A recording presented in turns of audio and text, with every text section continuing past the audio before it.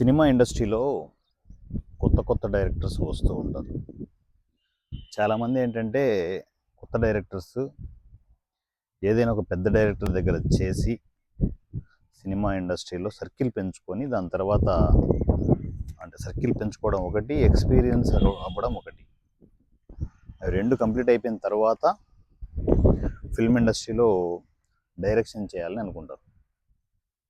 అయితే ఇది అందరికీ ఆ ఛాయిస్ దొరకదు. ఇప్పుడు రాజమౌళి గారి దగ్గర అసిస్టెంట్ డైరెక్టర్గా చేసి దాని తర్వాత సినిమా అవకాశాలు అంటే డైరెక్టర్గా ఛాన్సెస్ క్రియేట్ చేసుకోవడం అనేది ఒక పద్ధతి. అది అందరికీ రాదు కదా. అందరికీ వస్తే అందరూ రాజమౌళి గారి దగ్గరికి వెళ్తారుగా.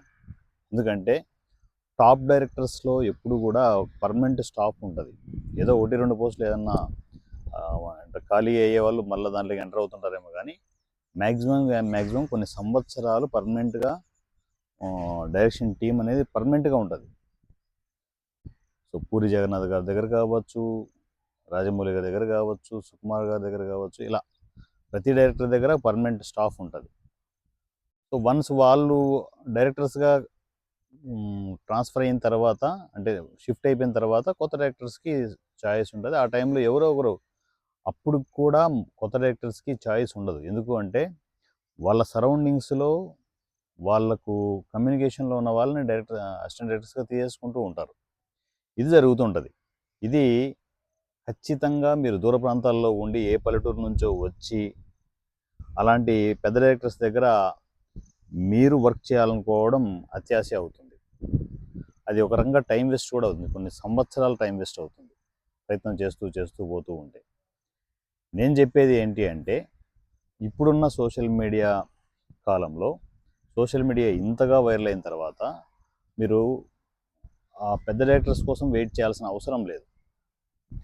కాకపోతే ఇలా పెద్ద డైరెక్టర్స్ దగ్గర చేయకపోతే ఒక ప్రాబ్లం ఉంది కదా సార్. ఎవరు కూడా మా స్టోరీ వినరు కదా, ప్రొడ్యూసర్లు ఎవరు మా స్టోరీ వినరు, అప్పుడు పరిస్థితి ఏంటి అని అడగచ్చు. కరెక్టే, మీరు చెప్పేది కరెక్టే. ఎందుకంటే సినిమా ఇండస్ట్రీలో ఎలా ఉంటుందంటే, మీరు ఒక న్యూ డైరెక్టర్ మంచి కథ రెడీ చేసుకుంటారు, మీరు మేకింగ్ కూడా బాగా చేయగలని మీ మీద మీకు నమ్మకం ఉంటుంది. కానీ ఎదుటివాడికి నమ్మకం ఉండాలని రూల్ లేదు కదా. అప్పుడేంటి, మీరు స్టోరీ చెప్పినా కూడా, అంటే స్టోరీ చెప్పినా కూడా వినేవాళ్ళు ఉండరు, టైం ఇవ్వరు. సో ఇవన్నీ నిజాలు, సినిమా ఇండస్ట్రీలో నిజాలు ఇవి. అప్పుడు మనం ఏం చేయాలి మరి? అప్కమింగ్ డైరెక్టర్స్గా మనం చేయాల్సిన పని ఏంటి? ఒక మంచి స్టోరీ రెడీ చేసుకునేసి మన మీద మనకు నమ్మకం ఉన్నప్పుడు ఖచ్చితంగా మనకంటూ ఒక ఓన్ ప్లాట్ఫామ్ క్రియేట్ చేసుకోవాలి. బిఫోర్ దట్ అదంతా నేను డిస్కస్ చేసే ముందు, కొత్త డైరెక్టర్స్ చేసే తప్పు ఏంటి అంటే, మంచి కథ రెడీ చేసుకుంటారు, డైరెక్షన్ చేయడానికి మంచి కథ రెడీ చేసుకుంటారు, ఎక్స్ట్రాడినరీ స్టోరీ ఉంటుంది, మీరు మేకింగ్ కూడా బాగా చేయగలనే నమ్మకం మీకు ఉంటుంది. వీళ్ళందరూ ఇలాంటి డైరెక్టర్స్ అంతా నేను గమనించిన ఈ నా సర్కిల్స్లో నేను గమనించింది ఏంటి అంటే, ఇలాంటి డైరెక్టర్స్ అంతా చేసేది ఏంటంటే, నాకు ఒక 20 కోట్ల బడ్జెట్ కావాలి, నా కథకి 20 కోట్ల బడ్జెట్ అయితేనే సరిపోతుంది, లేకపోతే నేను సినిమా చేయలేను అని చెప్పేసి అలాగే కూర్చొని కొన్ని సంవత్సరాలు టైం వేస్ట్ చేసుకుంటున్న న్యూ డైరెక్టర్స్ నాకు తెలుసు. అదే ఇందిరానగర్, కృష్ణానగర్లో ఉంటూ ఆ కథనే పట్టుకొని ప్రొడ్యూసర్ల కోసం వెతుకుతూనే ఉంటారు. వీళ్ళకి ఎటువంటి బయట ఎక్స్పీరియన్స్ ఉండదు, వాళ్ళ మీద వాళ్ళకి నమ్మకం మాత్రమే ఉంటుంది. ఇలాంటి డైరెక్టర్స్, బీ ఫ్రాంక్ చెప్తున్నాను, మీరు కొన్ని సంవత్సరాలు కాదు, మీ జీవితకాలం అక్కడ ఉన్నా కూడా మీరు అలాగే ఉంటారు. మీ దగ్గర టాలెంట్ ఉంటుంది, మంచి కథ ఉంటుంది, బాగా మేకింగ్ చేయగలరు, మీ మీద మీకు నమ్మకం ఉంటుంది. బయట ప్రపంచానికి తెలిసేది ఎలా? మీరు ఆల్రెడీ సీనియర్ డైరెక్టర్స్ దగ్గర చేయకపోవడం వల్ల ఎవరు మీ కథ వినరు. ఎప్పుడు ఆ ప్రాజెక్ట్ ఇంప్లిమెంటేషన్ అవుతుంది, సెట్స్ మీదకి వస్తుంది, అది అయ్యే పని కాదు. అది చెబితే మీరు వినరు. లేదు, నా టాలెంట్ మీద నాకు నమ్మకం ఉంది, నా కథ మీద నాకు నమ్మకం ఉంది, 20 కోట్ల బడ్జెట్ ఉంటేనే చేస్తుంటారు. ఎందుకు వస్తారు అంటున్నా నేను. మీ మీద మీకు నమ్మకం ఉండొచ్చు, మీ మీద ఎదుటి వాళ్ళకి నమ్మకం ఉండాలనే రూల్ ఏముంది అంటున్నా. ఈ మాట చెబితే ఎవరు వినరు, అప్కమింగ్ డైరెక్టర్స్ అసలు వినరు. ఇలా నాకు తెలిసి సినిమా ఇండస్ట్రీలో 90% అప్కమింగ్ డైరెక్టర్స్ ఇలాగే మగ్గిపోతున్నారు. సరే టైంకు తిండి లేక, సరిగా బట్ట కట్టుకోక ఎవరు చూస్తారు, ఎవరు వింటారు మీ స్టోరీని? ఇప్పుడైనా అర్థమవుతుందా? మీరు చేయాల్సింది ఏంటంటే, ఇంత పెద్ద సోషల్ మీడియాని పట్టుకొని మీరు అంత పెద్ద కథ మీరు చేయాల్సిన అవసరం లేదు బడ్జెట్తో.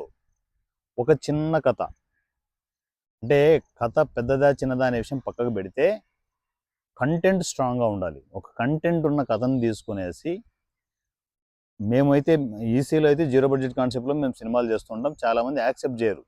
అలా ఎలా అవుతుంది జీరో బడ్జెట్ కాన్సెప్ట్లో అంటుంటారు. మేము ఆల్రెడీ చేస్తూనే ఉన్నాం, మా పనులు మావి, నేను చెప్తూనే ఉంటాను. ఎవరు ఇన్స్పిరేషన్గా తీసుకుంటే వాళ్ళు సినిమాలు చేస్తారు జీరో బడ్జెట్ కాన్సెప్ట్లో, లేకపోతే ఒక చిన్న బడ్జెట్లో. ఇప్పుడు ఇంత పెద్ద సోషల్ మీడియాలో మీకు కెమెరా ఎక్విప్మెంట్స్ అన్నీ ఫ్రీగానే దొరుకుతాయి. ఎంతోమంది టెక్నీషియన్స్ ఎక్విప్మెంట్ అంతా కొనుక్కొని వాళ్ళు దాన్ని ఇంప్లిమెంట్ చేయలేక అలా ఇంట్లో పెట్టుకొని కూర్చున్న వాళ్ళు ఎంతోమంది ఉన్నారు. అలాంటి వాటిని పట్టండి.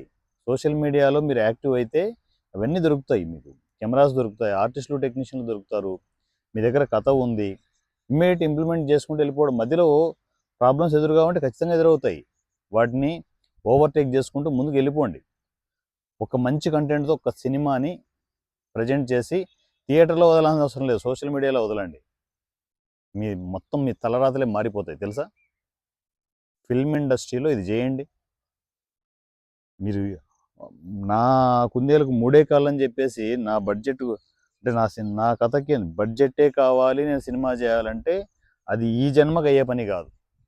మీరు చేయాల్సింది ఒక మంచి కంటెంట్ ఉన్న కథని తీసుకొనేసి ఆ కథని ఇంప్లిమెంటేషన్ చేసి సోషల్ మీడియాలోకి వదలడం. మీరు మాట్లాడకూడదు, నేను చాలా మంచి డైరెక్టర్ అని చెప్పేసి మీరు మాట్లాడాల్సిన అవసరం.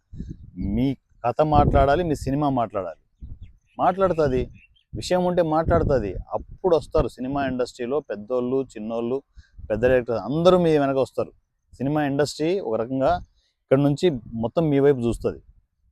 ఎందుకంటే ఏం కావాలి, స్మార్ట్గా ఆలోచించి స్టెప్ తీసుకునేసి ముందుకు వెళ్ళాలి తప్ప ఎప్పుడో పాత చింతకాయ పచ్చడి పెట్టుకునేసి నా కథ చాలా బాగుంది, నేను అలాగే ఉంటాను, నాకు బడ్జెటే కావాలనుకుంటే అసలు మీకు బడ్జెట్ పెట్టేవాడు మీ దగ్గరకు వచ్చేవాడు ఆకలి బాధలతో అలాగే పస్తులతో చావాల్సి ఉంటుంది.